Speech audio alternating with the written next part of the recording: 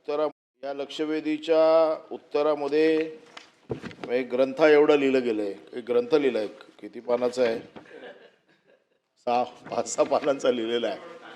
त्याच्यामुळे नेमका प्रश्न कुठला, उत्तरं कुठली, ठीक आहे. राजेश राठोड यांनी फार एकदम अगदी त्यांचा जिव्हाळ्याचा प्रश्न आहे.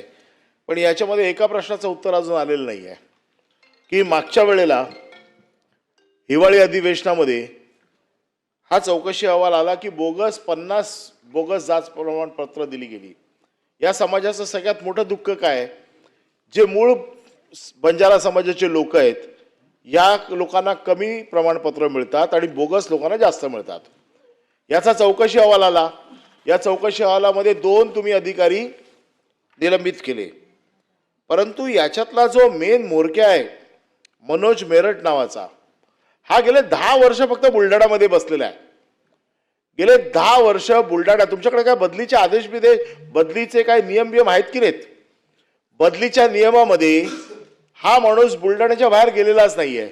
कधी सामाजिक न्यायला, कधी जिल्हा परिषदला, जिल्हा परिषद मधला व्हॅलिडिटीला, म्हणजे बुलढाणा सोडून हा माणूस कुठे बाहेरच जात नाहीये.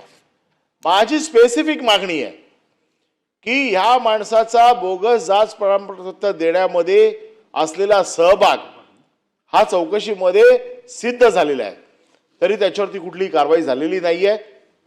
आणि त्याच्या ह्या ज्या 10 वर्षाच्या ज्या कारभाराचा तो फक्त बुलढाण्यामध्येच कसा राहिला याची आपण वरिष्ठ एखाद्या सनदी अधिकाऱ्याच्या माध्यमातून चौकशी लावून, हा जर 10 वर्ष फक्त तिथेच असेल, या बोगस जात प्रमाणपत्र देण्यामध्ये त्यांचा सहभाग असेल नाही किंवा आहेच, आपण त्याच्यावरती काय कारवाई करणार.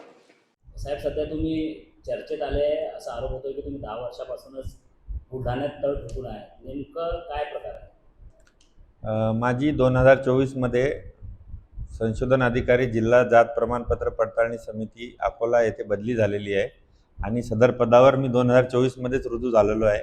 त्याच्यामुळे मी 10 वर्षापासून इथं आहे हे म्हणणं थोडं चुकीचं ठरेल.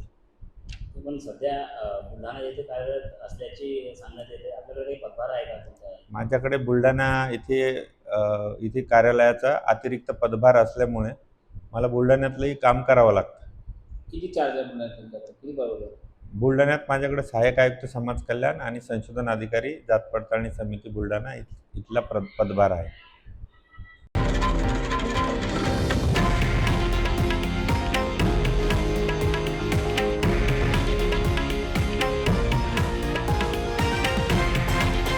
हे आहे देशातील नंबर 1 न्यूज नेटवर्क आणि आपण पाहत आहात TV9 मराठी, एकमेव.